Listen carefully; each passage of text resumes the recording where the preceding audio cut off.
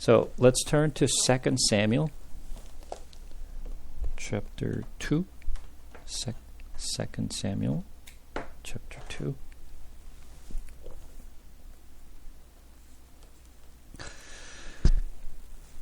After this, David inquired of the Lord, "Shall I go up in any of the cities of Judah?" And the Lord said to him, "Go up." David said, "To which shall I go up?" And he said, "To Hebron." So David went up there, and his two wives also, Abinoam of Jezreel, and Abigail, the widow of Nabal of Carmel. And David brought up his men who were with him, every one with his household, and they lived in the town of Hebron. And the men of Judah came, and there they anointed David king over the house of Judah. When they told David, "It was the man of Jabesh Gilead who buried Saul," David sent messenger to the man of Jabesh Gilead and said to them, "May you be blessed by the Lord, because you showed his loyalty to Saul your Lord and buried him. Now may the Lord show steadfast love and faithfulness to you, and I will do good to you because you have done these things. Now therefore let your hands be strong and be valiant. For Saul your Lord is dead, and the house of Judah has anointed me king over them." So when you look at this story, do you realize that David was kind of anointed 3 times as a king? Do you know the fact that he's been called as king 3 times? When was the first time he was actually anointed as a king?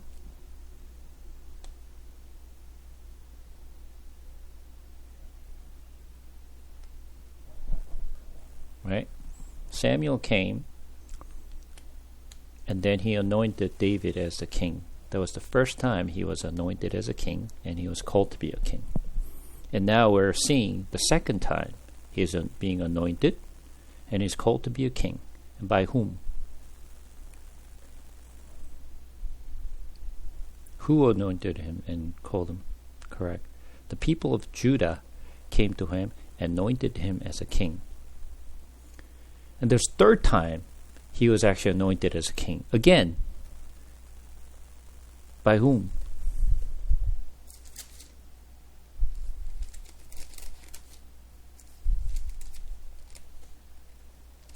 Does anyone know? This is like not a common thing. All right, let's turn to 2 Samuel chapter 3.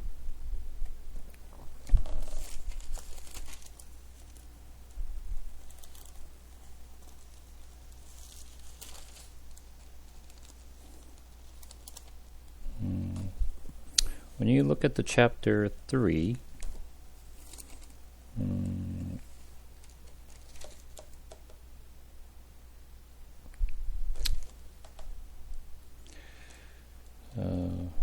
not chapter 3. Sorry about that.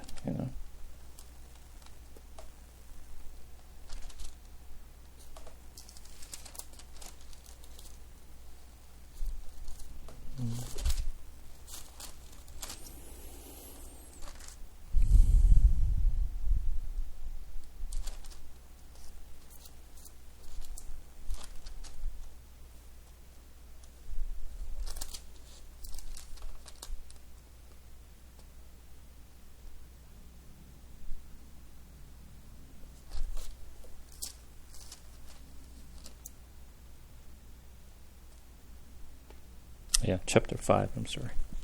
Not 3. 2 Samuel chapter 5. We're going to read from verse 1. Then all the tribe of Israel came to David in Hebron and said, "Behold, we are your bone and flesh. In times past, when Saul was a king over us, it was you who led out and brought in Israel. And the Lord said to you, You shall shepherd of my people Israel, and you shall be prince over Israel. So all the elders of Israel came to the king of Hebron, and King David made a covenant with them at Hebron before the Lord, and they anointed David king over Israel. So that was the third time he was anointed and called as a king. So David is the one and only king in entire Israel's history that anointed 3 times as a king. And David is the only king called to be king in Israel. And you go like, what do you mean? There are a lot of kings in Judah, and there's a lot of king in Israel. Absolutely correct. But you're missing something. So this time, we're going to turn to Matthew chapter 1.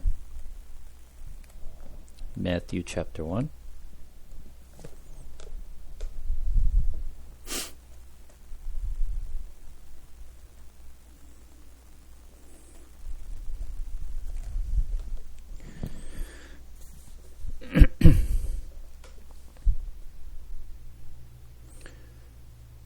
The book of the genealogy of Jesus Christ, the son of David and son of Abraham.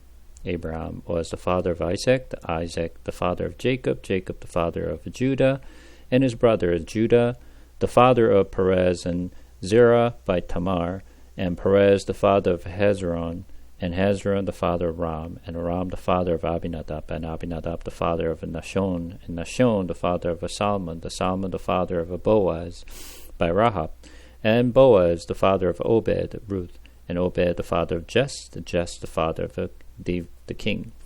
And David was the father of Solomon by wife of Uriah, and Solomon the father of Rehoboam, and Rehoboam the father of Abijah, and Abijah the father of Asaph, and Asaph the father of Jehoshaphat, and Jehoshaphat the father of Joram the father of Uzziah, and Uzziah the father of Jotham the father of Ahaz the father of Hezekiah the father of Manasseh, and Manasseh the father of Amos, and Amos the father of Josiah, and Josiah the father of Jechoniah, and his brother, at the time of the deportation to Babylon. So, when you look at this, continue on from verse 12 and up to Jesus Christ. Those are the genealogy.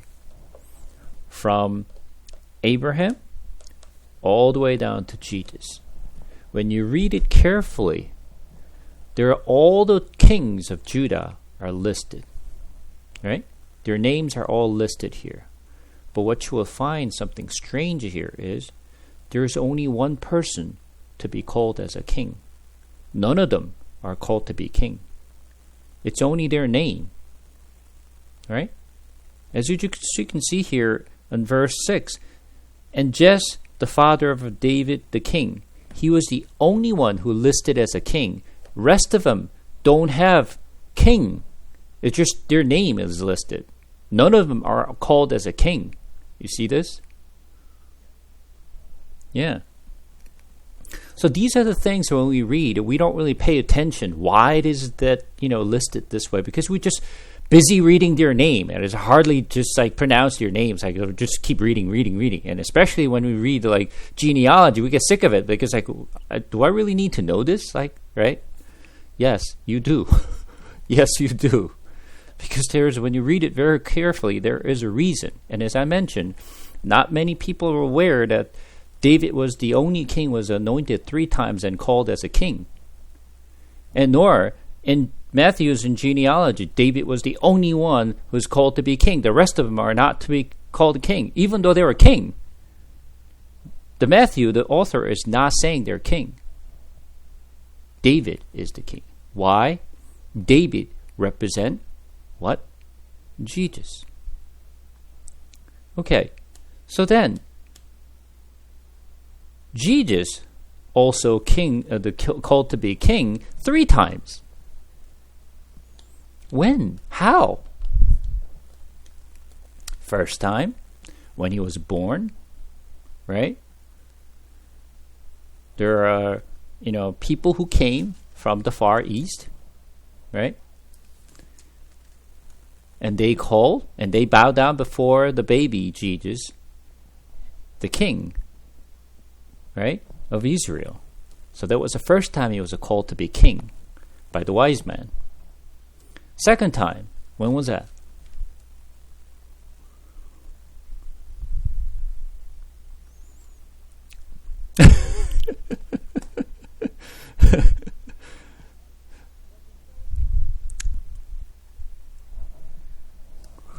When he was crucified, right? There was things on the cross. He was the king of Jews. So he was called to be a king at the time, right? When was the third time he was actually called as a king? When he comes back. That was the third time he got called to be as a king. So, same as David, he called to be 3 times as a king, and Jesus was exactly the same thing. 3 times he's called to be king. When Jesus was, anointed as the king of Israel, no one treated him as a king, right? Even though he was called to be a king of Israel, well, nobody really thought he was the king because Herod was the king at the time, right? And then they were making fun of Jesus when they crucified Jesus as the king of the Jews. But when he comes back, he's really coming up as a king. So when Jesus Christ came for the first time, he was coming to us as sacrificed lamb, right? But when he's coming back, he's no longer coming back as a sacrificed lamb anymore. He's coming as a king, and he's going to come as a lion, not as the lamb. So this represents Jesus is kind of like sort of the reality of what David showed in his life. So it was a kind of mapping between David and Jesus together. So as I mentioned in the our Bible sharing, you have to be able to kind of like see the life of David and see what you can find in Jesus' life through his story. But I emphasize again, David himself is not Jesus. Although he's actually representing Jesus, he symbolized Jesus, he himself is not Jesus. So you will see his mistake. You will see that he's doing wrong on the side, because Bible is teaching us David is not who we need to follow. He himself is faulty, and he makes a lot of mistakes. So he's imperfect, is what Bible is teaching us. So we should never put David as a hero, because he's not.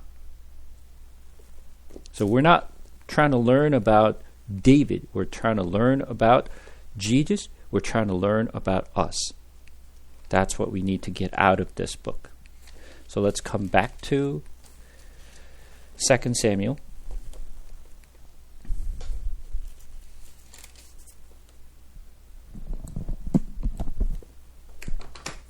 Continue on. Verse 8.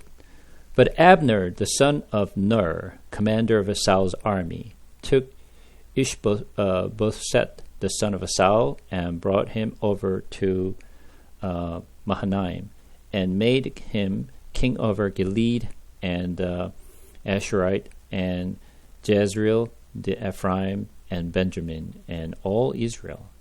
Ishbosheth, Saul's son, was 40 years old when he began to reign over Israel, and he reigned 2 years, but the house of Judah followed David. And the time that David was a king in Hebron over the house of Judah was 7 years and 6 months. Abner, the son of Ner. Who's actually Abner, the son of Ner? Who is he?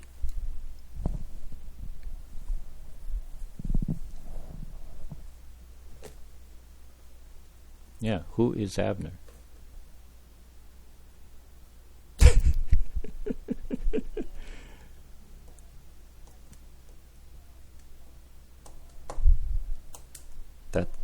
That is correct. That's correct. He's the cousin of King Saul, and he was also the commander of Saul, right?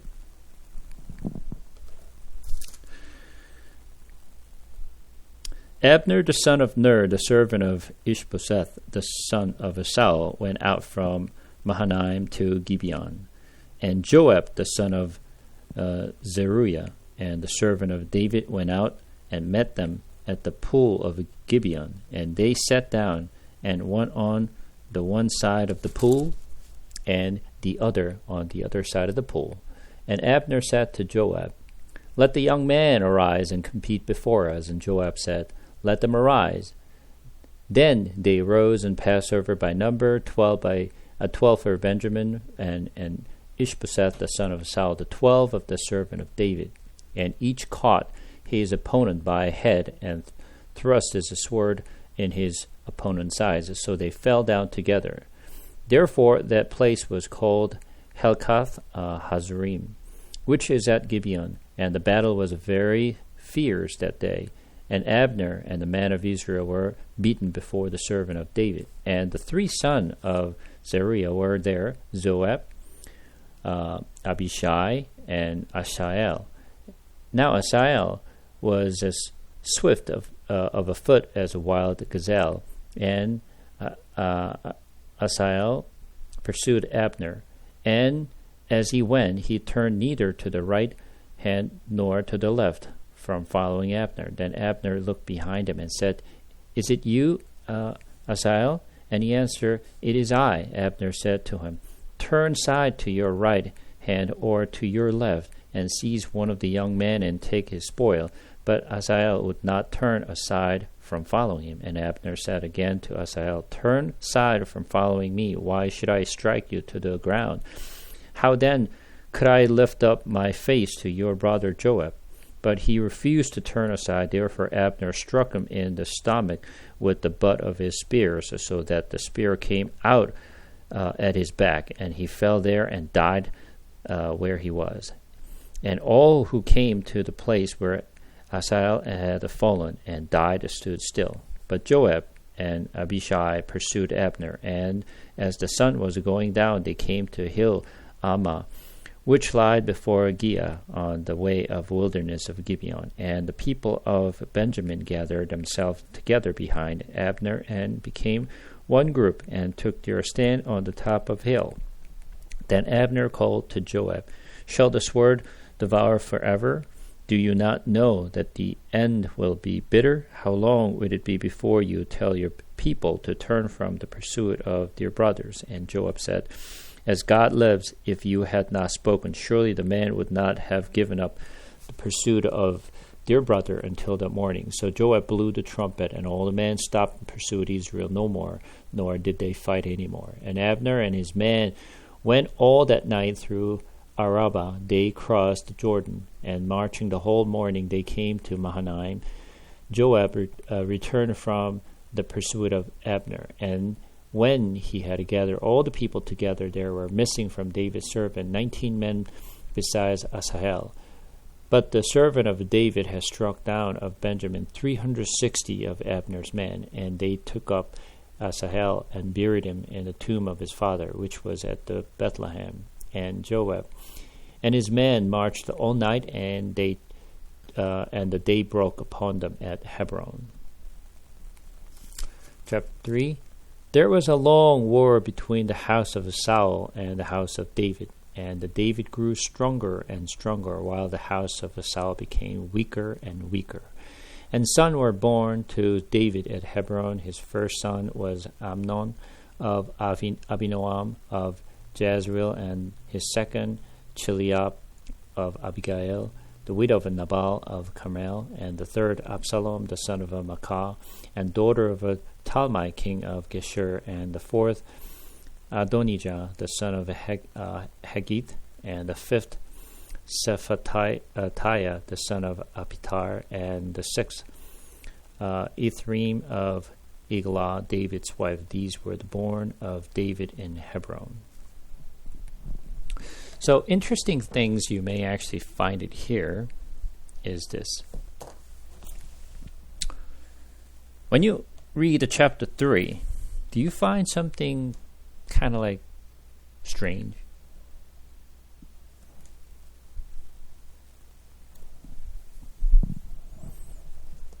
I mean, obviously you were just kind of like reading along with me, and then it's like, okay, all right.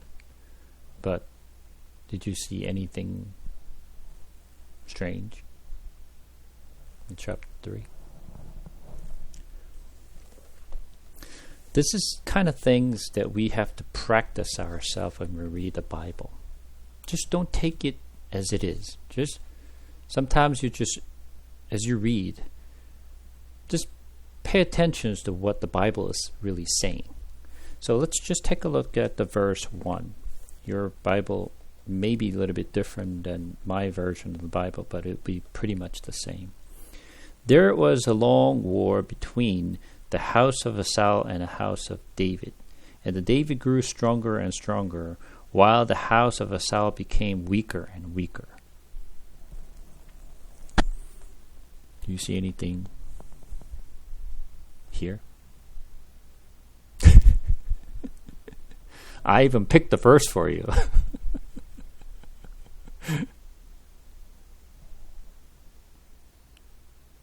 So, there's a comparison between Saul and David, right? It starts with there was a long war between the house of Esau and the house of David. And David grew stronger and stronger while the house of Esau became weaker and weaker. So when you look at the comparison here, you start with the house of David and house of Esau. They had a war. But David grew stronger and stronger, and house of Esau become weaker and weaker. So when you look at the second part of the comparison, David got stronger and stronger. House of the Saul became weaker and weaker.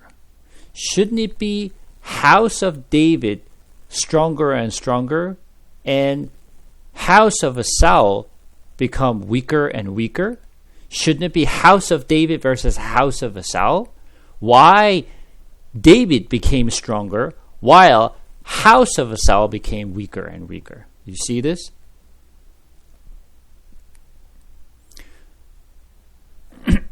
Well, obviously no one really paid attention. So what?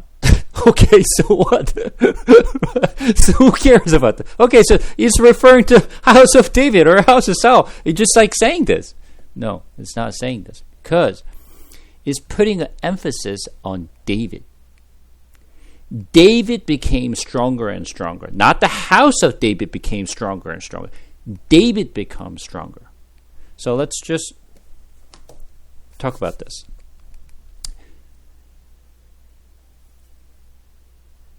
Exactly.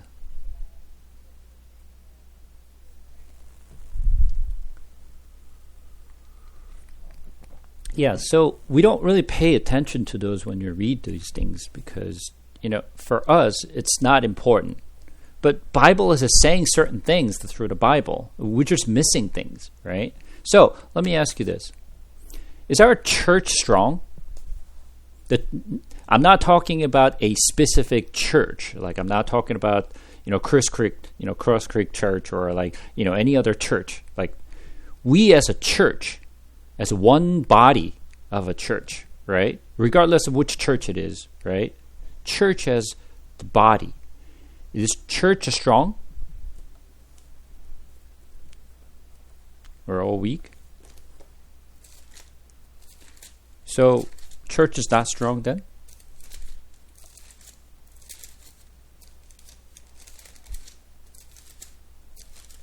So what is strong?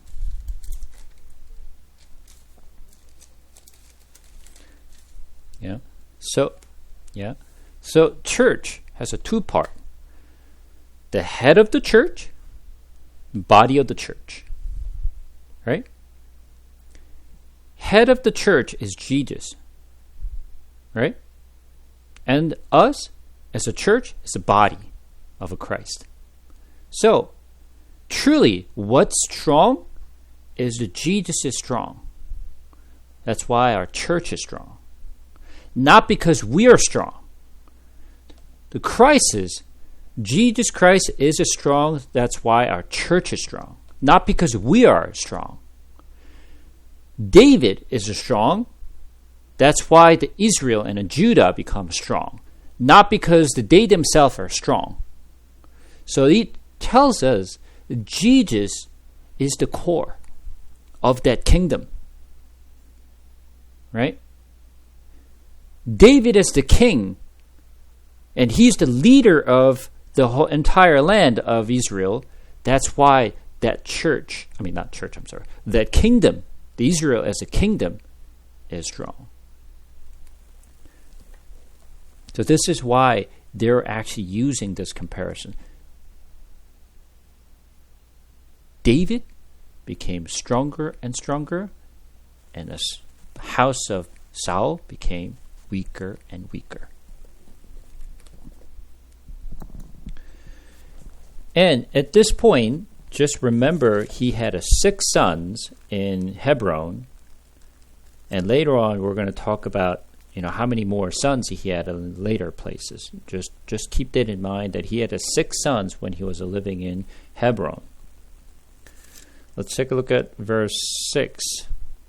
While there was war between house of Saul and the house of David, Abner was making himself strong in the house of Saul.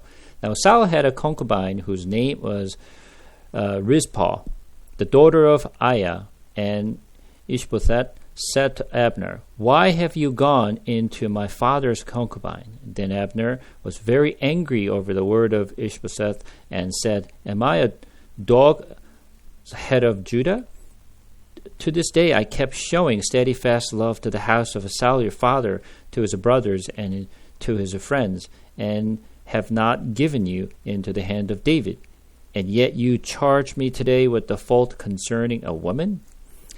God do so to Abner, and more also, if I do not accomplish for David what the Lord has sworn to him, to transfer the kingdom from the house of Saul and set up the throne of David over Israel and over the Judah, from Dan to Beersheba." And Ishbosheth could not answer Abner another word because he feared him. So,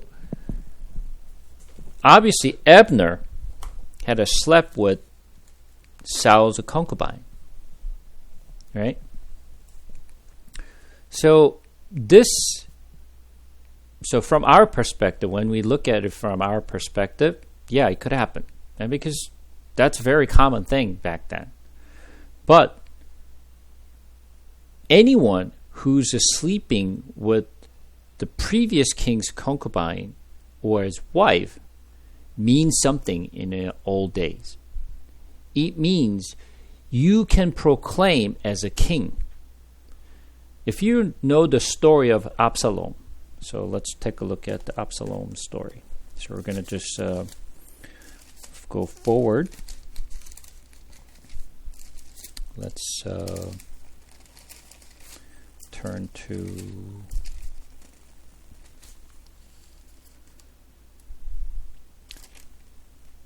Second Samuel chapter 16.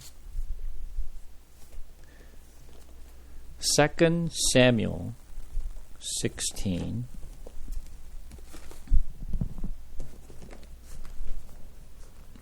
We're going to read from verse 20. Then Absalom is David's son, but he rebelled against his father, right?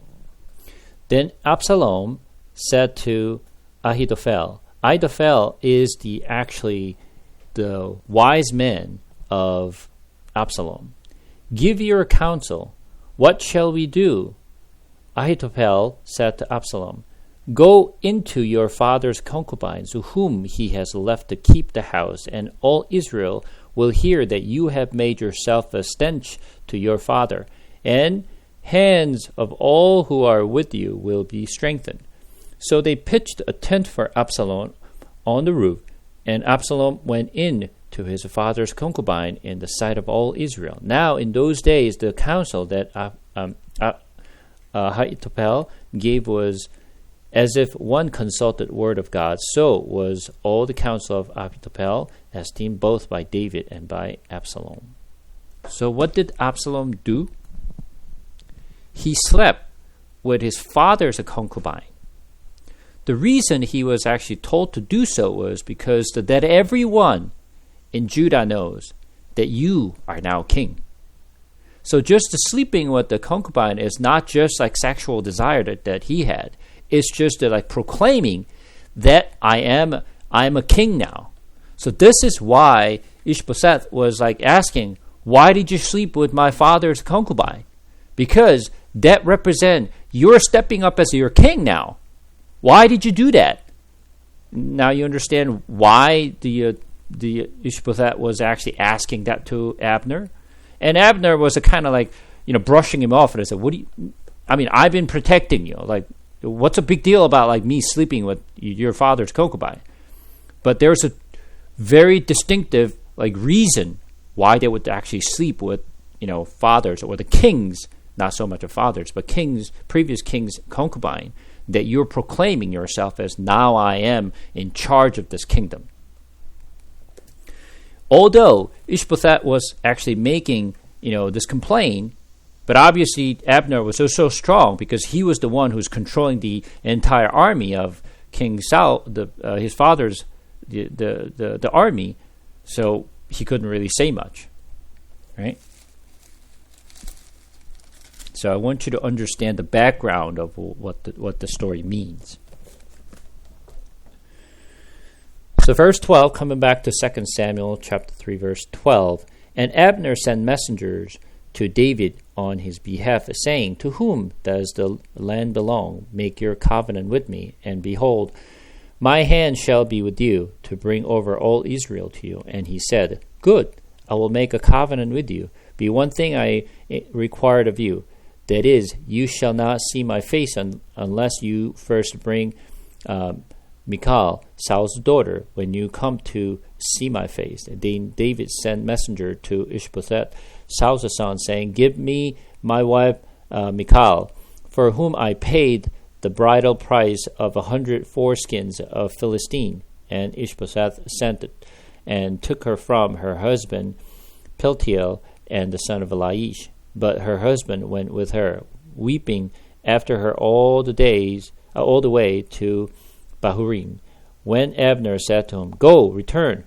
And he returned. And Abner conferred with the elders of Israel, saying, for some time past you have been seeking David as a king over you. Now then bring it about, for the Lord has promised to David, saying, by the hand of my servant David I will save my people Israel from the hand of the Philistines and from the hand of all their enemies. Abner also spoke to Benjamin, and then Abner went to tell David at Hebron all that Israel and the whole house of Benjamin thought good to do.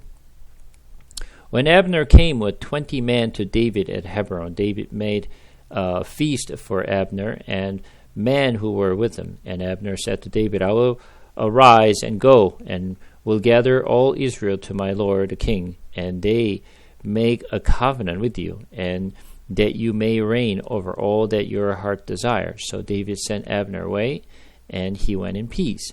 Just then the servant of David arrived with Joab from a raid, bringing much spoil with them. But Abner was not with David at Hebron, for he had sent him away, and he had gone in peace. When Joab and all the army that was with him came, it was told Joab, Abner the son of Ner came to the king, and he has let him go, and he has gone in peace. Then Joab went to the king and said, what have you done? Behold, Abner came to you. Why is it that you have sent him away, so that he is gone? You know that Abner the son of Ner came to deceive you, and to know your going out and your coming in, and to know all that you are doing. When Joab came out from David's presence, he sent messengers after Abner, and they brought him back from the cistern of Sirah. But David did not know about it, and when Abner returned to Hebron, Joab took him aside into the midst of the gate to speak with him privately. There he struck him in the stomach, so that he died. For the blood of Asahel his brother. Afterward, then David heard of it, he said, I and my kingdom are forever guiltless before the Lord for the blood of Abner the son of Ner. May it fall upon the head of Joab and upon all his father's house, and may the house of Joab never be without one who has discharged, or who is leprous, or who holds the spindle, or who falls by the sword, or who lacks bread. So Joab and Abishai, his brother, killed Abner because he had put their brothers Asahel to death in the battle at Gibeon. So David, when Abner came to David, he was about to surrender and then deliver the entire Israel over to Judah under David's control. He actually was happy. The reason he was happy to accept Abner was because under David there was 3 brothers, as we just saw. Who are they? Joab and Asahel, right? And his brother, Abishai. But who died? Asahel died because of Abner, right? Because he was chasing after Abner, and Abner said, I want you to go either left or right. Don't chase me. If you continue to follow me, I will have to kill you. But he just keep chasing him, so he just let the spear go, and then it just kind of punch it through his stomach, right? He died at that site. So Joab and had wanted to revenge Abner, so he wanted to kill him. But David had actually different mindset, because even David could not control these 3 commanders, even though they are who? These 3 sons are who?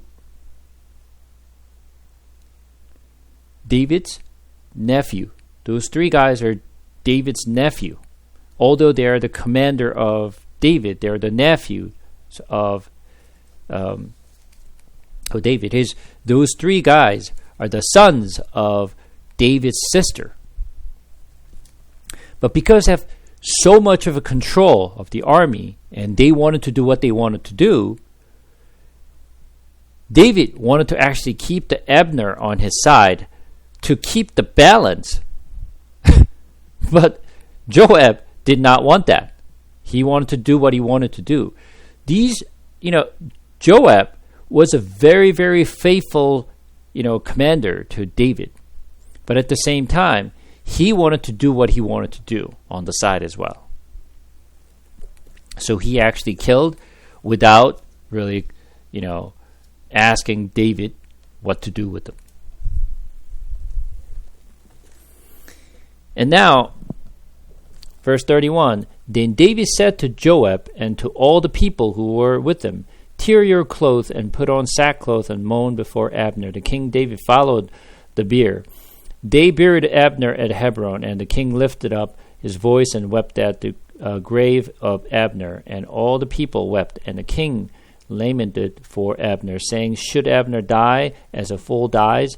Your hands were not bound, your feet were not fettered. As one falls before the wicked, as you have fallen. And all the people wept again over him. Then all the people came to persuade David to eat bread while it was yet day. But David swore, saying, God do so to me, and more so if I tasted bread of anything else till the sun goes down. And all the people took notice of it, and it pleased them. And everything that the king did pleased all the people. So all the people and all Israel understood that day that it had not been the king's will to put death Abner the son of Ner. And the king said to his servants, Do you not know that the prince and the great man has fallen this day in Israel? And I was gentle today. Though anointed king, these men, the son of Zeruiah, are more severe than I. The Lord repay the evildoer according to his wickedness. So, just by looking at this particular scene, David was a very political man. He knew exactly how to actually deal with people. And he wanted to just to show his innocence that, well, it's not me. I did not kill Abner. My hands are washed. I did not do anything wrong to Abner. It was just the sons of Zeruiah, my nephews. They're the one who actually killed Abner, not me. So when they found out that it was not David who actually accused and killed Abner, their heart turned to David. So because of this incident, entire Israel turned their heart towards David. They're willing to give themselves up to David, and they actually start to think David is the real king to protect them going forward. In chapter 4, when Ishbosheth, Saul's son, heard that Abner had died at Hebron, his courage failed, and all Israel was dismayed. And now Saul's son had 2 men who were captains of raiding bands. The name of the one was Baanah, and the name of the other Rechab, son of Rimmon, the man of Benjamin from Beeroth. Beeroth also is counted part of Benjamin. And Beerothite fled Gittaim and have been sojourners there to this day. Jonathan, the son of Saul, had a son who was crippled in his feet. He was 5 years old when the news about Saul and Jonathan came from Jezreel, and his nurse took him up and fled, as a she fled in her haste. He fell and became lame, and his name was Mishbosheth. Now the son of Rimmon and Beerothite, Rechab and Baanah set out, and about the heat of the day they came to the house of Ishbosheth, and he was taking his noonday rest. And they came into the midst of the house as if to get wheat, and they stabbed him in the stomach. And Rechab and Baanah, his brother, escaped. When they came into the house, as he lay on his bed in his bedroom, they struck him and put him to death and beheaded him. They took his head and went by the way of Arabah all night, and brought the head of Ishbosheth to David at Hebron. And they said to the king, "Here is the head of Ishbosheth, the son of Saul, your enemy, who sought your life. The Lord was avenged, my lord the king, this day on Saul's and on his offspring." But David answered Rechab and Baanah, his brothers, the son of Rimmon, the Beerothite, "As the Lord lives, who has redeemed my life out of every adversary? When one told me, 'Behold, Saul is dead,' and thought he was bringing good news, I seized him and killed him at Ziklag, which was the reward I gave him for his news. How much more, when wicked men have killed a righteous man in his own house on his bed, shall I now require his blood at your hand and destroy you from the earth?" And David commanded his young men, and they killed them and cut off their hands and feet and hanged them besides the pool at Hebron. But they took the head of Ishbosheth and buried it in the tomb of Abner's at Hebron. Remember the very first chapter when there is a guy, the young man actually, who came from the battlefield, and the young man was Amalekites, and reported to King David with the crown and said, "Well, I brought this great crown to you." He was expecting to receive the reward, but obviously in return he got killed because for what he had done. He actually lied, literally, that he actually, killed him because the Saul asked him to kill him. And he thought that David was thinking of Saul as an enemy. Same goes with these 2 commanders. He thought that David was thinking of Ishbosheth as the enemy. What they don't understand is this. They did not understand of the heart of David. They did not understand. They didn't really. So from what they were thinking was, okay, from their own perspective, if I bring the crown of Saul to King David, he will be happy and he will reward me. With these 2 commands, the same thing. If I actually killed the Israel's king, the Saul's sons, if I bring his head to him, he will be happy and he will reward me. But what they don't understand is the heart of David. how David is really thinking of Israel and how David is really thinking of Saul's and his house. This is one thing that we have to be very, very careful, which we're going to actually learn very soon. Hopefully we'll get there today. Knowing God's heart is critically important. What we're learning by reading the Bible is knowing and learning God's heart. What is God's heart? Do you understand His heart? Do you understand how He feels? If you fail to understand Him, and you're going to do something like what they're doing, because you think God will be happy if I do this, okay, without knowing what David is really thinking, without knowing his heart, you think what you think is right, and then you actually stand before the King David and say, I've done a good job, don't I? Right? But in return, that's not what he was happy with. This is the part we have to be very careful. This goes back to Matthew chapter 7. What does Matthew chapter 7 say? And everyone knows very well.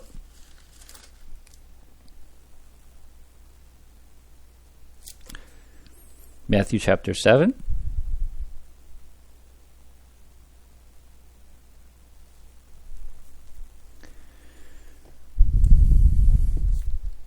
We're going to read from verse 15. Be aware of false prophets who come to you in sheep's clothing, but inward and ravenous wolves. You will recognize them by their fruits. Are grapes gathered from thorn bushes, or figs from thistles? So every healthy tree bears a good fruit, but the decreased tree bears bad fruit. Disease. A healthy tree cannot bear bad fruit, nor can diseased tree bear good fruit. Every tree that does not bear good fruit is cut down and thrown into the fire, though you will recognize them by their fruit. Not everyone who says to me, Lord, Lord, who will enter the kingdom of heaven, but one who does the will of my Father who is in heaven. On that day, many will say to me, Lord, Lord, did I not prophesy in your name and cast out demons in your name and do many mighty works in your name? And then will I declare to them, I never knew you. Depart from me, you workers of lawlessness. This is something we have to be extremely careful. So then question is, who are these false prophets? Who are these false prophets? So let's talk about it. What does prophets do?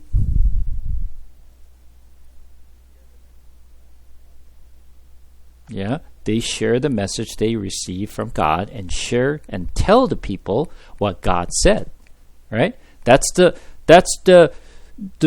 work of the prophets. So when you say false prophets, what do?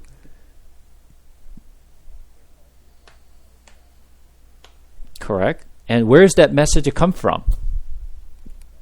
Exactly. They're not hearing from God. All the message is coming from themselves. They're speaking to the people. This is what God said. Without really knowing what God said, it's whatever comes from their heart is what they're saying to people. Is that this is what God said. But God said, I never spoke to them. I never told them.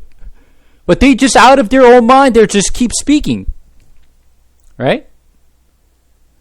And then, not only that, there are people who had done all these great things. They're prophesying. They're actually driving demons. And, they're actually spoken with God's word and did all these good things. I was a prophet, Lord. And they stand before the Lord and said, I'm sorry, what? What did you do? I don't know you. I don't know you. So, I want you to know this. When we stand before the Lord, and I say, Lord, I've done this. Then he said, I don't know what you did. I don't know what you did, and that's going to be a big problem. Right? We have to be extremely careful. What we think making our God happy is not necessarily what makes God happy. So then how can we make God happy? How can we make God happy? So let's think about it.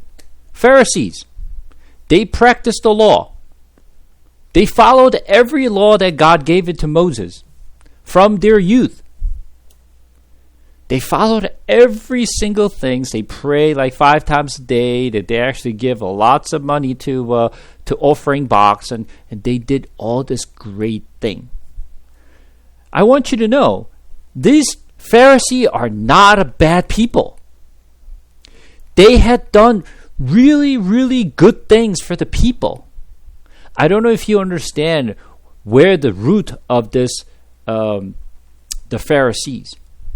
Do you know where this Pharisee actually, how does a Pharisee, came about?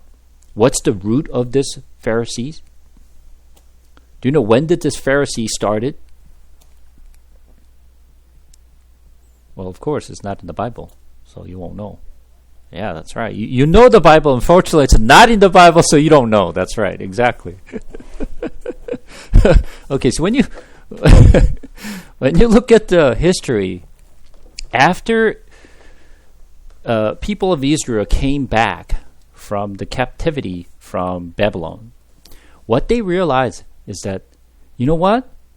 We're the chosen people. We're the God's chosen people. How could we be, serving this pagan, the people who does not worship the Lord? Why are we being treated like this? And then people realize we have done wrong before God. We did not follow God's command. We did not follow God's law. This is why we've been dragged and attacked by all this enemy around us. So, let's start following the God's law. That's the only way to protect our country. We have to do the things right before the Lord, because our ancestors, they failed to follow the Lord, the laws. They just continue worshiping other, pagan god. So this is why we were, taken as a captivity like this. So let's stop this. Let's start following God's law. So there was a movement of a people to practice the God's law after they came back from Babylon. That's what transpired, this, what we know as a Pharisee. So they are strict to worship the Lord on the Sabbath and practice the law that God taught to Moses. So they did everything what God told them to do. But when Jesus came, instead of being, a praise for what they have done, Jesus rebuked them. Right? You're like sons of the serpent. And of course they were shocked. What do you mean? We're the most faithful people in Israel. Nobody practiced the law that we do. But Jesus is, saying to them you're like a tombstone with the paint with white. So then we have to be careful. What we are doing today, are we really doing what God wants? Or are we actually pleasing ourselves? Are we actually satisfy ourselves for what we're doing without really, knowing whether He'd be happy or not? Do we know what makes God happy? Okay, so let's talk about this. Why did Pharisee fail to make God happy?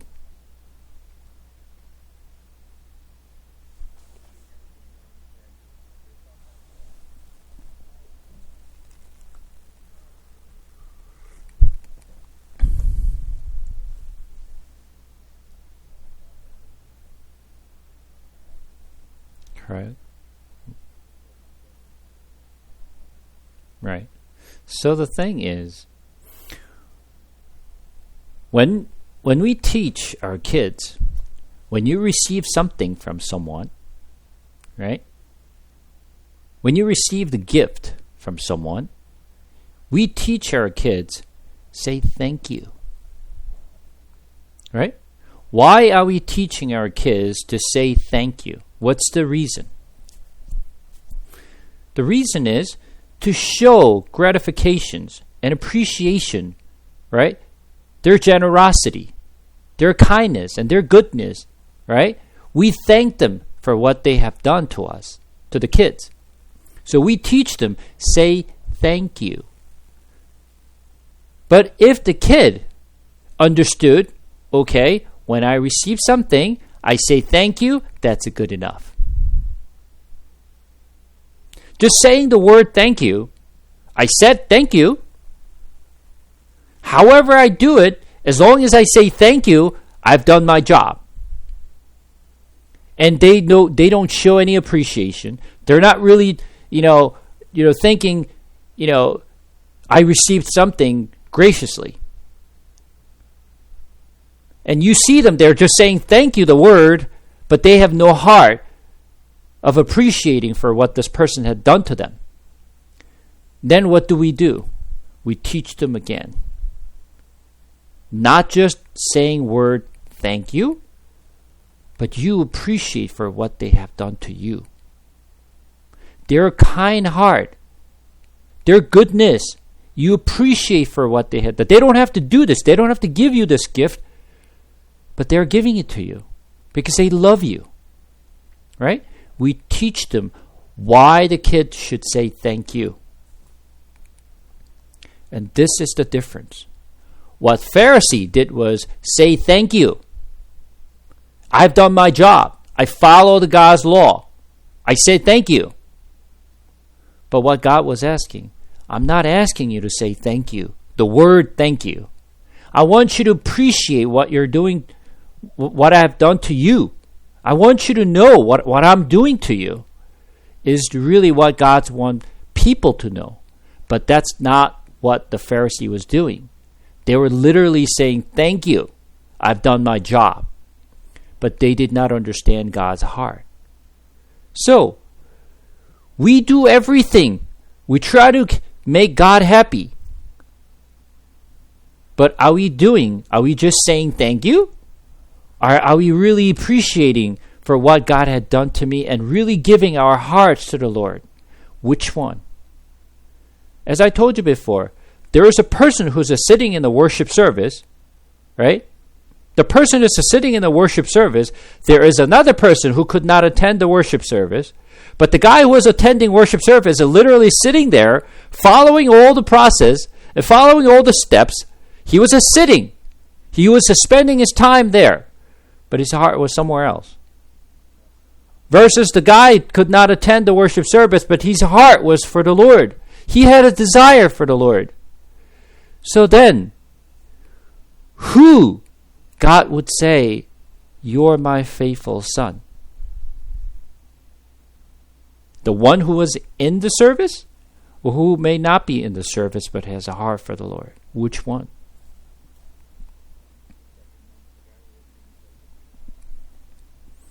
Knowing God's heart and doing what He wants is more important than doing the work itself. Doing the work itself, it is not as important as having the heart. Having the heart is the core part of it. Just because you're sitting in the worship service, just because you're part of the praise team, just because part of the prayer team doesn't mean anything. What really means is, where is your heart for the Lord? Are you doing all this with the love of God? Do you truly have the love of God? Instead of saying, I love you, Lord, don't say this empty word. Don't say thank you. Don't mean anything. I'd rather not receive those words thank you. Don't even say it because it's disgusting. Do you understand?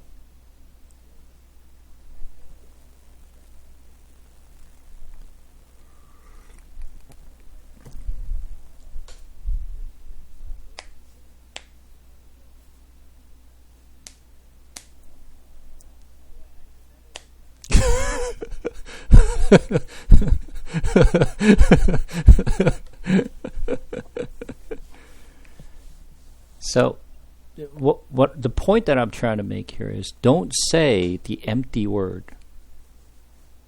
Right? Don't say things that don't mean anything to you. Right? You have to really say things what comes from your heart.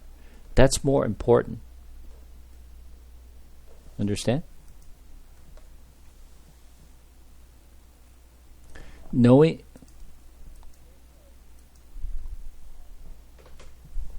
Absolutely.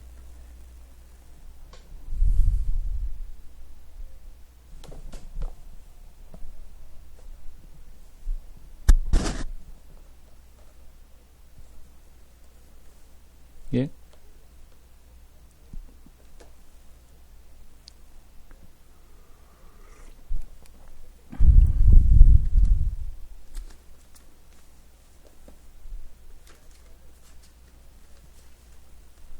Okay. Yep.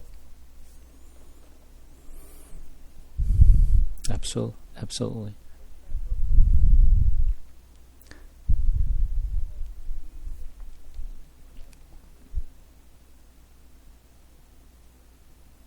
Okay.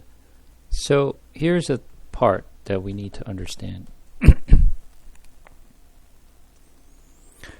Then how can we do what he wants?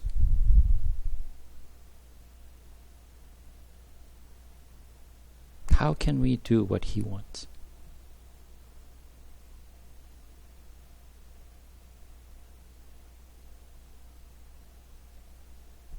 Well, in order for us to do what he wants, what do we need to do? Surrender. Okay.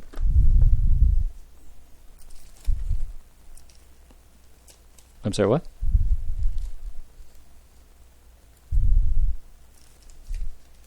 Absolutely. But is that, seeking him?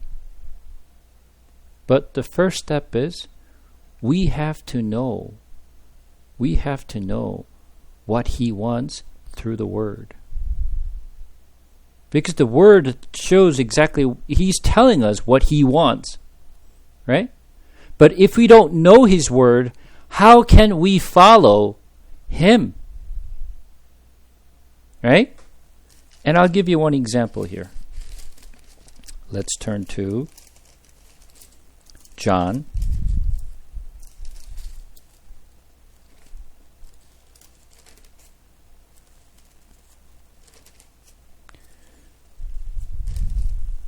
John chapter 6.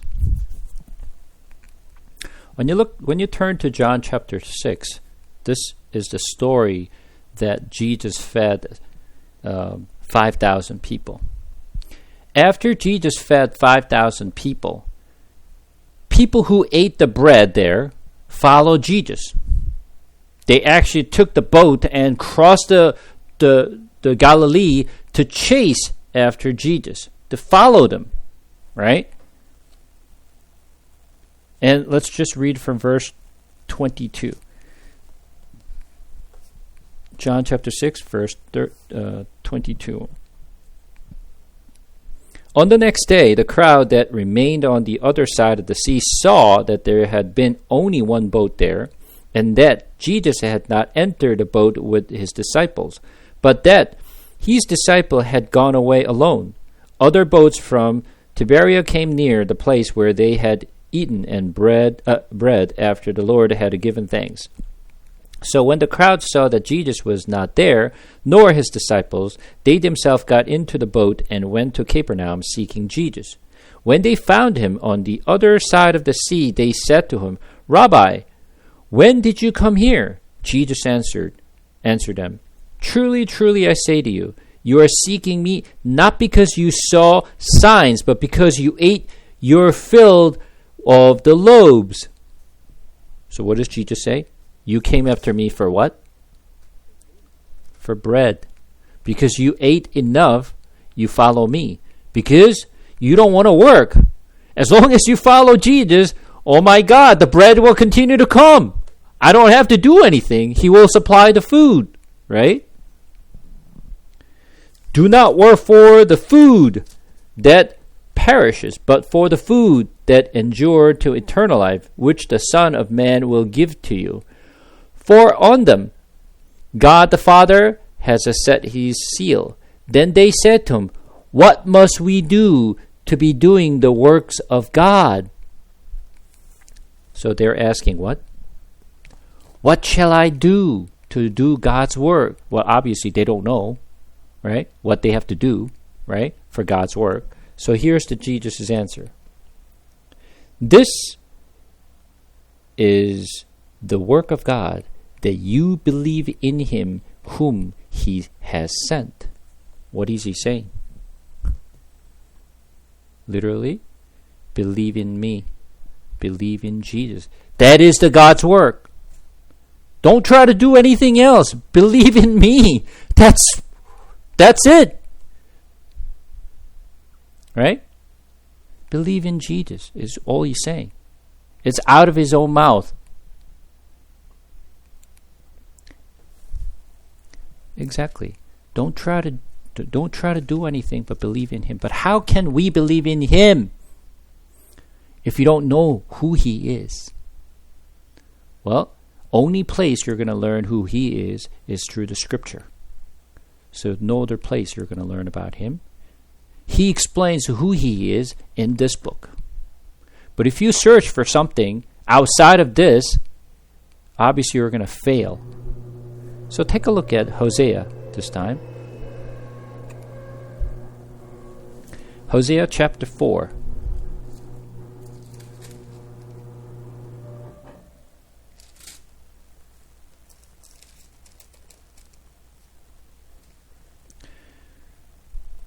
Hosea chapter 4, we're going to read from verse 1. Hear the word of the Lord, O children of Israel, for the Lord has controversy with the inhabitants of the land. There is no faithfulness or steadfast and no knowledge of God in the land. What does he say? Yeah, nobody knows him because they don't know the scripture. Correct. And then verse 6. My people are destroyed for lack of knowledge. Because you have rejected knowledge, I reject you from being a priest to me. And since you have forgotten the law of your God, I will also forget your children. What is he saying? People are destroyed because of what? The lack of knowledge of what? Of the God. They don't know the law. They don't know who God is. So they do things on their own. And let's see what Hosea is saying. This time,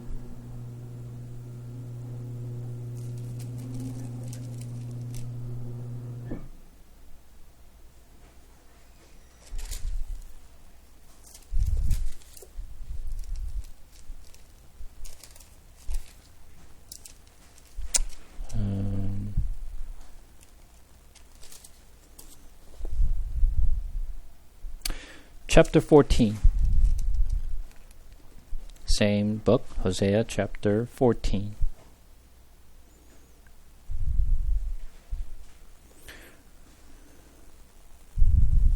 Return, O Israel, to the Lord your God, for you have stumbled because of your iniquity.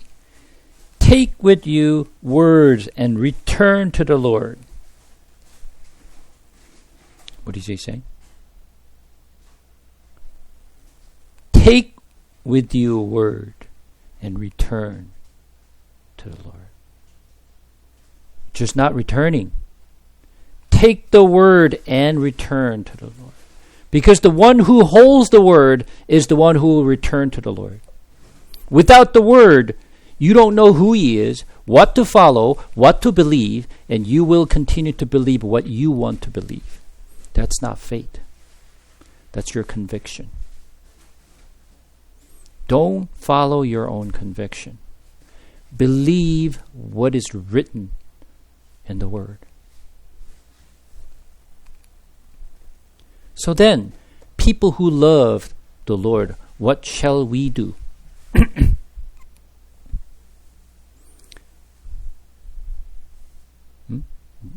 Brenna, you're muted.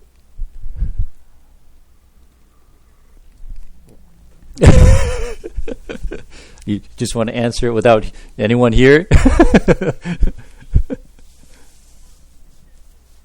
Yeah, we need to study the Word. Yeah, we have to know the Word. We have to know the Word inside and out. Without knowing the Word, your faith, you can't even confirm. You can't even actually, evaluate whether your faith is actually correct or not.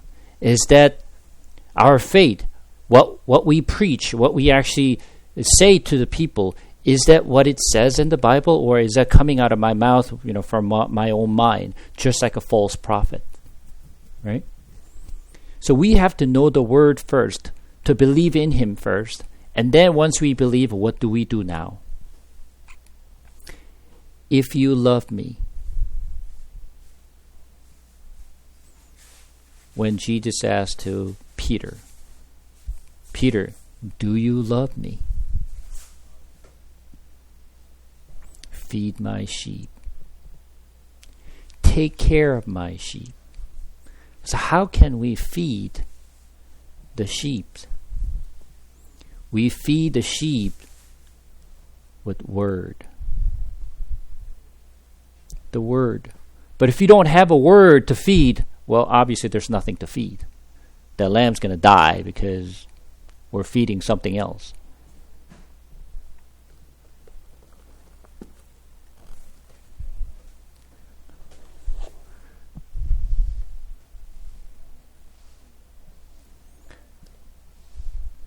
Correct. If the cow eats the food they're not supposed to eat, what happens? Exactly. We have to feed what they supposed to eat, not something else, because they don't have a knowledge. Oh, we can feed anything. All right, just to eat anything, because the cow will continue to eat. Oh, he must like it. All right, that must be good. Was it good? No, that's not good. We're killing the cow. So are we feeding with the right food? How do we know how to feed the right stuff? If you don't know the Word, we cannot feed the right thing. So this is why I kept emphasizing we have to put all our effort and all our energy to get to know His Word first. That's our first step. But because it takes a long time, we just skip that. We just took out pieces here, pieces there. Oh yeah, I know the Bible. Yeah. Then you just start feeding. You have no idea what you're feeding. Then you don't know that you're killing that lamb. So we have to be extremely careful. So you have to have that Word in you first before you start feeding others. So, going back, without understanding David's heart, bring the sows a crown, or to bring the Ishbosheth head to David, that brings what? The death on their head. Right? They expected to receive the reward, but in return, they get killed. No different than what we just read in Matthew chapter 7. Oh, I had done all this great thing. Shouldn't you be happy? Well, I'm expecting some reward. But instead of getting reward, and the answer of Jesus is, I don't know you. Get out of my way. If that's my judgment, I'm in big trouble. And all of you will be in trouble. So, knowing God's heart. How then can we know and learn God's heart? Well, no other place but in the Bible. It's the only place you're going to find. All right, come back to 2 Samuel.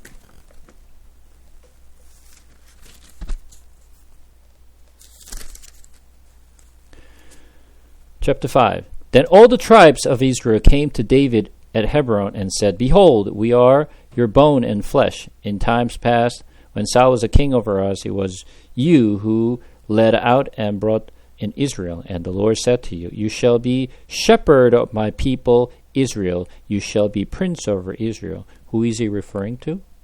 Obviously, this is Jesus, because Jesus is our shepherd, right? So all the elders of Israel came to the king at Hebron. The king David made a covenant with them at Hebron before the Lord, and they anointed David king over Israel. David was 30 years old when he began to reign, and he reigned 40 years. At Hebron he reigned over Judah 7 years and 6 months, and at Jerusalem he reigned over all Israel and Judah 33 years. And the king and his men went to Jerusalem against the Jebusite, the inhabitants of the land, who said to David, You will not come in here, but the blind and the lame will ward you off, thinking David cannot come in here. Nevertheless, David took the stronghold of Zion, that is, the city of David, and David said on that day, Whoever would strike the Jebusite, let him get up the water shaft to attack the lame and the blind, who are hated by David's souls. Therefore it is said, The blind and the lame shall not come into the house. And David lived in the stronghold and called it the city of David. And David built the city all around from Millo inward, and David became greater and greater, for the Lord and the God of hosts was with him.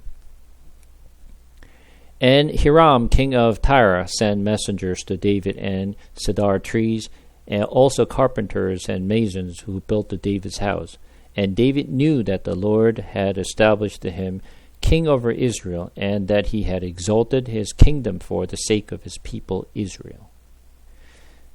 Verse 12, I'm going to read again. And David knew that the Lord had established him king over Israel. Who established him as a king? Lord did. Not him. Not because he was brave, not because he was able to do things. It's not him. He knew it was the Lord who established him as a king, not himself.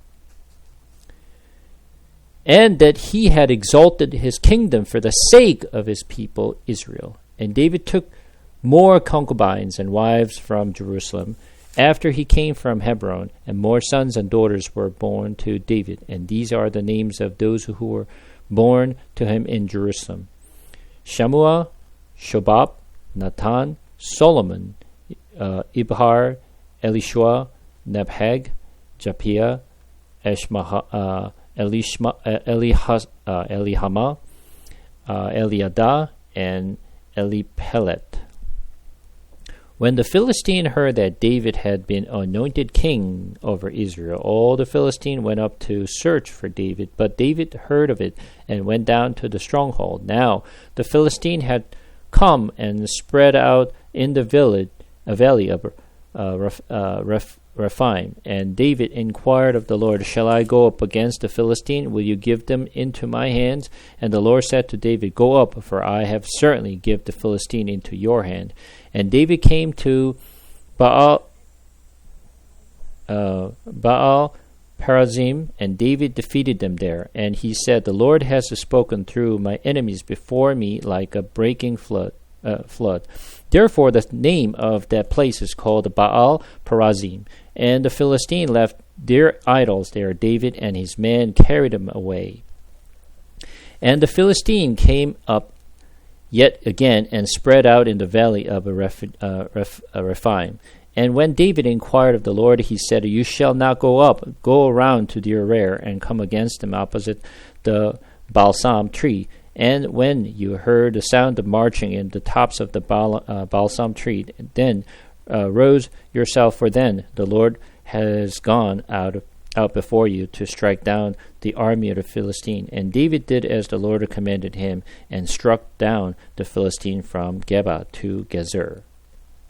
So here's the things you have to learn. Verse 25 is important. And David did as the Lord commanded him. That's the key word.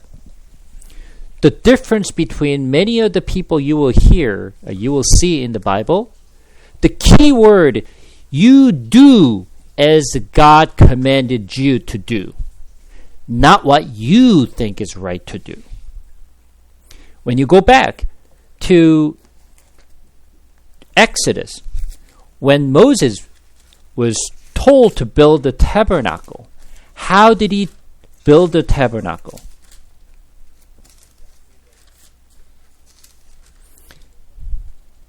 Correct. Exactly. God told him exactly how. He gave him the measurement of how to build. And I told you before, what if like he was thinking, you know what? Why don't we actually extend that a little bigger? Why don't we actually put more stuff in it? How about this? How about that? Then if he, wow, this looks much better. If he actually built the tabernacle like that, will God be there? No. God will not be there. They have to build the tabernacles exactly what God told them to do. When they built a temple, you don't build a temple based on your own design. You have to build it exactly the way God told them to do so. This is where we fail. We try to do things more or less of what God said. God said, do not add any more. Do not subtract any from the word. Right? Is that what God said? Correct.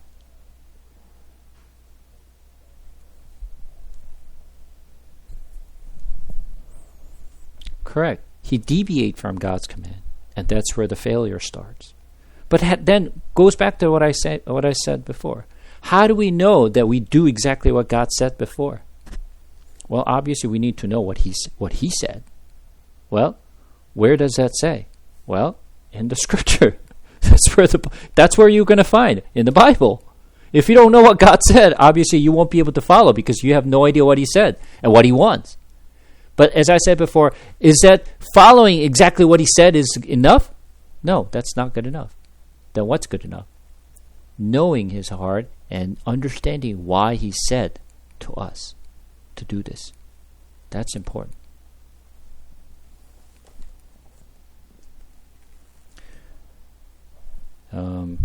I'll try this. And let's see, chapter 6. I want to finish this chapter 6, but I may not be able to finish it all, but let's just try. Mm-hmm.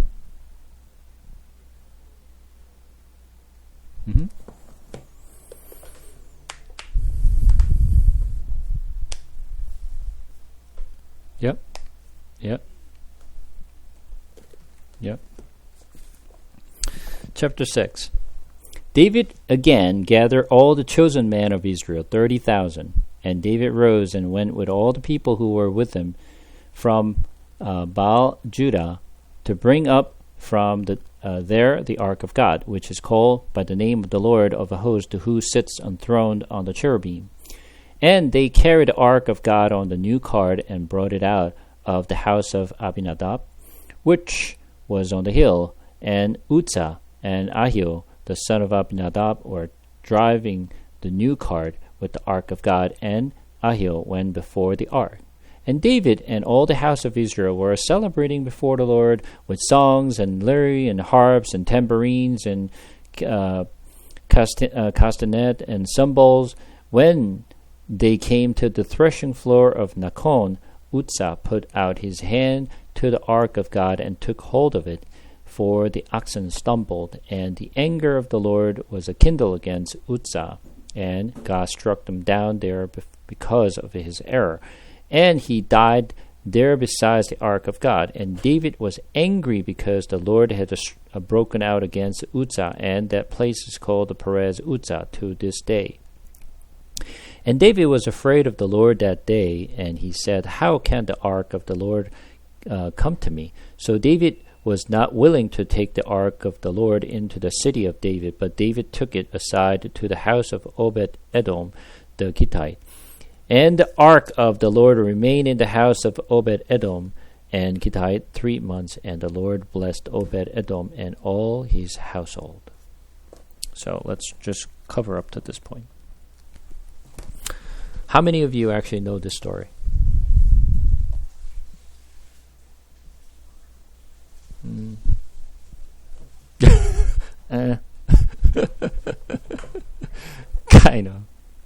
Kind of heard of it. Okay. So first of all, this is a very important story to understand this. Okay. David picked how many people?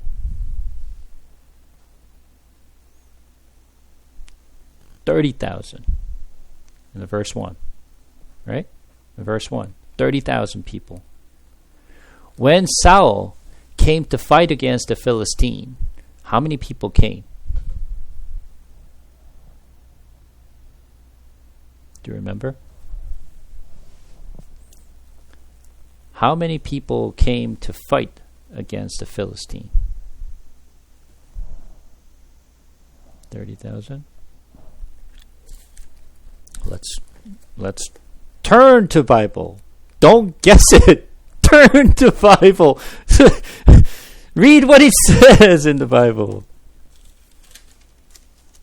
400,000.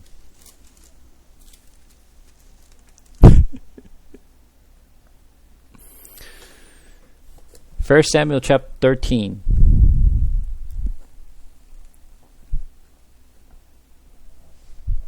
Answer is there. Tell me what the answer is. 3,000. They're about to actually have a fight against the Philistine. There are 3,000 men showed up to fight against it. So they had to split up, 2,000 with Saul and 1,000 with Jonathan. 3,000 men. How many were they fighting against? Verse 5.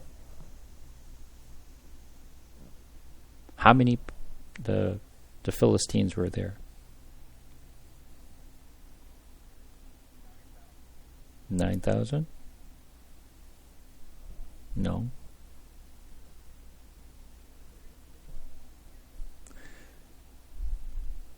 And then and continue.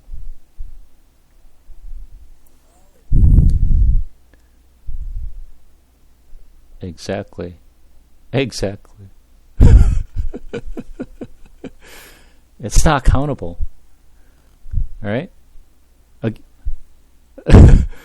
I forget it many. Okay? All right. 3,000 verses, like unnumbered army. Now, how many people David picked? 30,000. 10 times more than the people who showed up for the war. To bring what?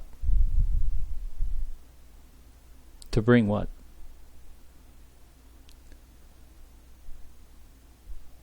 Ark of Covenant. Right? He picked the 30,000 people to bring the Ark of Covenant.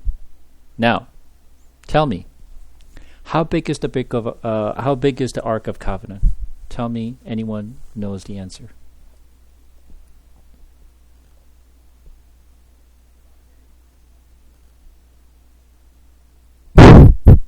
How big is the Ark of Covenant? What is the size?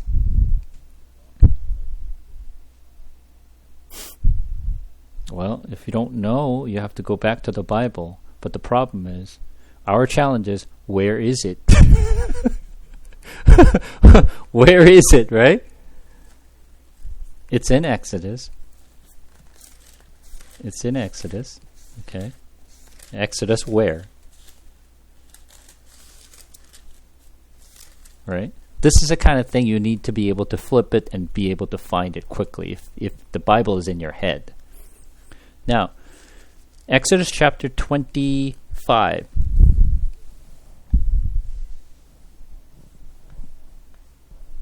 Google. Yeah, Google will tell you. Yeah.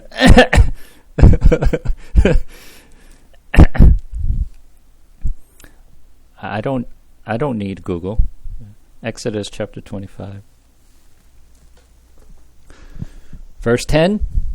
They shall make an ark of acacia wood 2 cubits and a half shall be in its length, 1 cubit and a half its breadth, and cubit and a half as a height. Okay. So there's a size. How big? So what is the size of the cubit?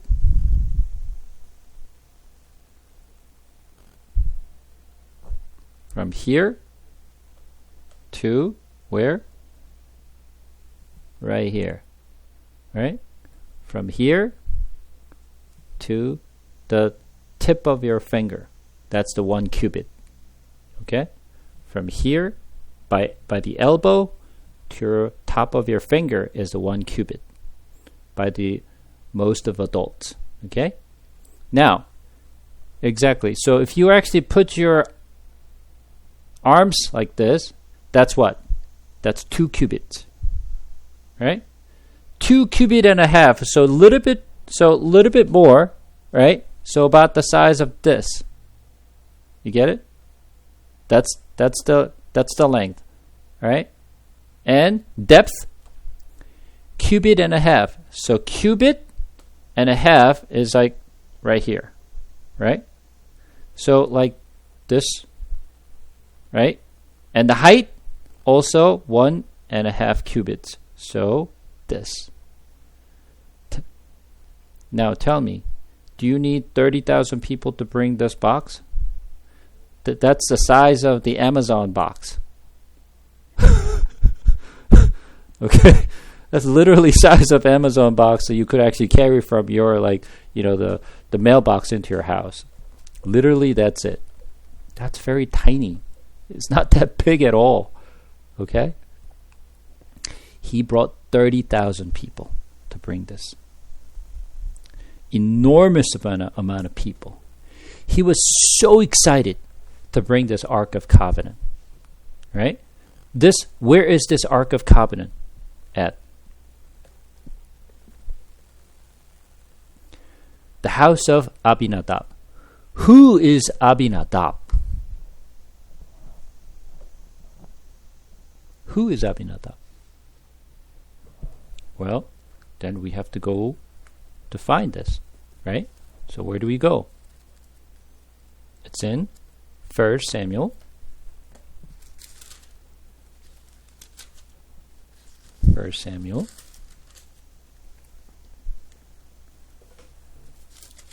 Where is in 1 Samuel chapter 6.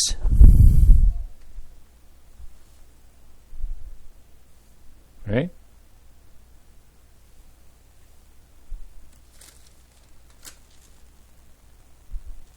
Actually, let's read chapter 7. It's more clear here. Chapter 7. And the man of Kiriath Jearim came and took up the ark of the Lord and brought it to the house of Abinadab on the hill. And they consecrated his son Eleazar to have charge of the ark of the Lord from the day that the ark was lodged Kiriath Jearim, a long time past, some 20 years, and all the house of Israel lamented after the Lord. So after the Ark of Covenant came back, right? So who actually brought the Ark of Covenant? Who brought this Ark of Covenant?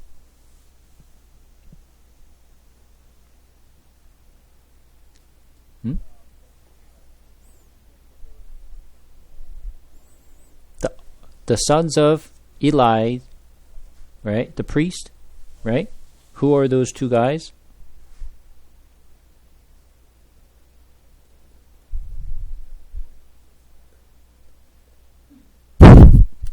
If you don't remember, that's okay. Just go back to the Bible and find the answer. Chapter 4.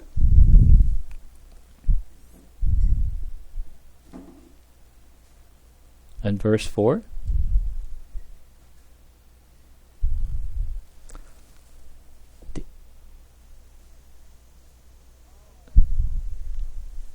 Exactly. Right? Right? We learned about this, right? You already forgot all this, right? Yeah?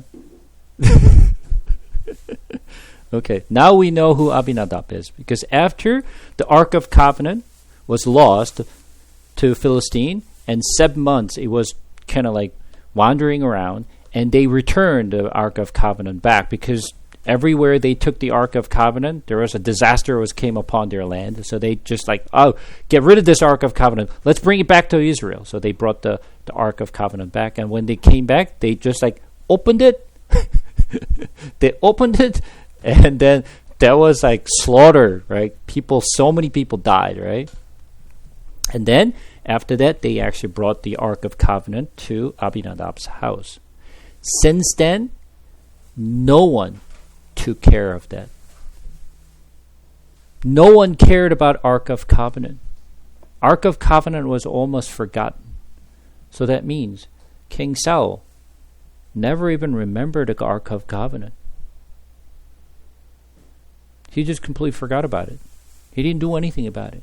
Now David became a king. The first thing he did was bring the Ark of Covenant back. So he was so excited. 30,000 people with instruments. He was so excited. He was so happy to bring this Ark of Covenant. Everybody's like, playing music. Probably Ricky was probably one of those guys who were playing all this instruments, right? They're excited, like, yeah, let's do this, right? And what he did was he put new cart, brand new, and then he put the Ark of Covenant and trying to bring. But when they actually put the Ark of Covenant on the wagon and at the place, where is it? Verse 3. When they were carrying that wagon, carried the Ark of on, and then, and then verse 6, and when they came to the threshing floor of Nakon, Uzzah put out his hand to the ark of God and took hold of it, and for the oxen stumbled. So, the wagon was shaken. So Uzzah did not want to see the Ark of Covenant fall off from the wagon, so he touched it, and that was it. And God struck them down and killed them. So the question is, wow, that's hardcore. Why did God kill? I mean, he was trying to just make sure that the Ark of Covenant doesn't fall off. Is that a bad thing? So then why did God kill Uzzah? So what is it commanded? By? Exactly. Let's take a look at Numbers.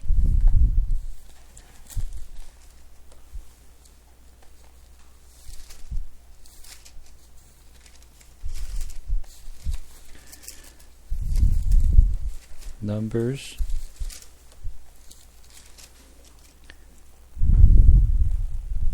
chapter 4.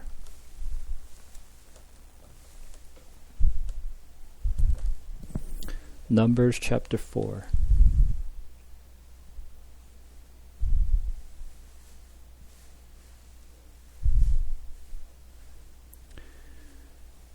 The Lord spoke to Moses and Aaron, saying, "Take a census of the sons of Kohath from among the sons of Levi, by their clans and their father's house, from 30 years old up to 50 years old, all who can come on duty to do the work in the tent of meeting. This is the service of the sons of Kohath and the tent of the meeting, the most holy things. When the camp is set out, Aaron and his sons shall go in and take down the veil of the screens and cover the ark of the testimony with it. Then they shall put on it a covering of goatskins, and spread on top of a cloth of all blue, and shalt put in its poles. And over the table of the bread of the presence they shall spread the cloth of blue, and put it on the plates and dishes for the incense, bowls, and the flagons for the drinks offering. The regular showbread also shall be on it. Then they shall spread over them a cloth of scarlet, and cover the same with the covering of goatskins, and shall put in its poles. And they shall take a cloth of blue, and cover the lampstand for the light with its lamp, and its tongues, and its trays, and all the vessels for oils, and with which it is supplied. And then you started to have a headache as you read. Like, why do I have to read this? Right? Like, exactly what that's what we don't really don't pay attention to this. Like, it's like, so what? Okay, so what? Right? Verse 15. And when Aaron and his sons have finished the covering the sanctuary and all the furnishings of the sanctuary, as the camp set out, after that the son of Kohath shall come to carry this, but they must not touch the holy things, lest they die. These are the things of the tent of meeting that the sons of Kohath are to carry. Verse 19. But the deal, though, with them, that they may live and not die when they come near to the most holy things, Aaron and his sons shall go in and appoint them each of his task and to his burden. But they shall not go in to look on the holy things, even for a moment, lest they die. This is the law that God gave it to Moses. They should not touch that. They should not look inside of it. They must carry by the Kohath, the Levites. But where did David put this Ark of Covenant? Brand new wagon. It's like, this is what he did. He actually special made limousine. He actually made a special made limousine, a special order, and then he placed this Ark of Covenant and showing that, look, this is the Ark of Covenant. He wants to like show to people, this is our God. Ark of Covenant. He wants to show off. But the big mistake he made, he did not know what God said. Even King David did not even know how this ark should be carried. What does it tell you?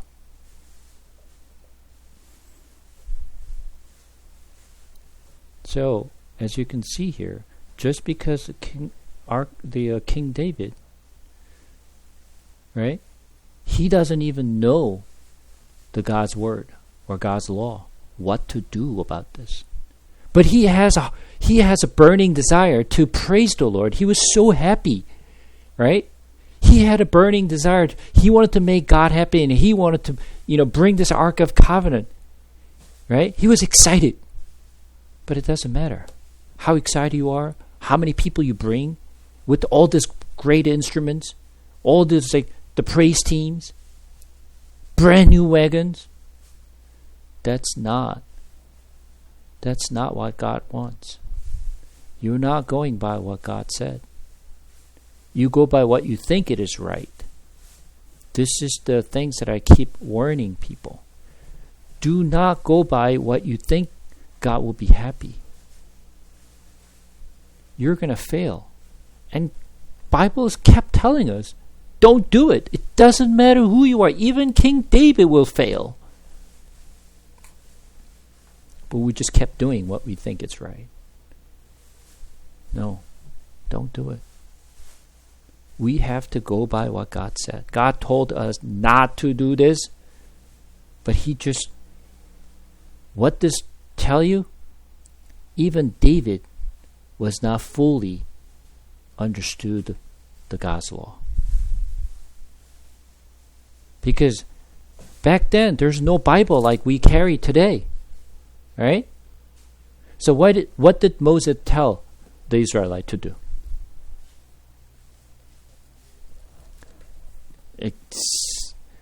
Exactly. Every seventh year, which is a Sabbath year, right? On when? The Day of Atonement, that you gather and teach them. Whether they're, old people, young people, woman, child, even people around you. Gather, teach them. But do you think they teach this law? Nope. Nobody pay attention. So they go by what they think it's right. That was the failure. So our failure is this.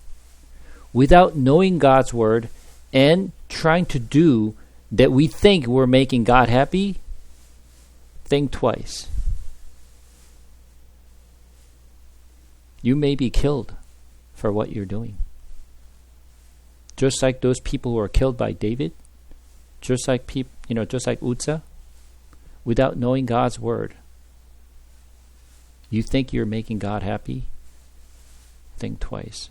So this is why we have to know the God's word in order for us to follow his word. Without that, it doesn't matter. Your heart was there. God acknowledges heart. But still, you're not following God's way. So what did Jesus say? I am the way. I am the way. That's the only way. Right? There's no other way. There's only one way. God is telling us there's one way. So let's not try to make multiple ways, because there's only one way. Only through Jesus. God is teaching us only the way I commanded you. In order for us to receive eternal life, there is no other way. There's only way is by believing in Jesus Christ. That's it. There's no alternative way.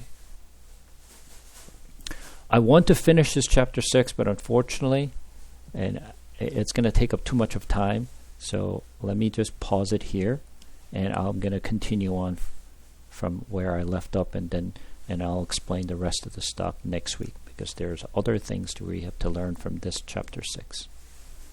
Any questions so far about the things that we have shared today?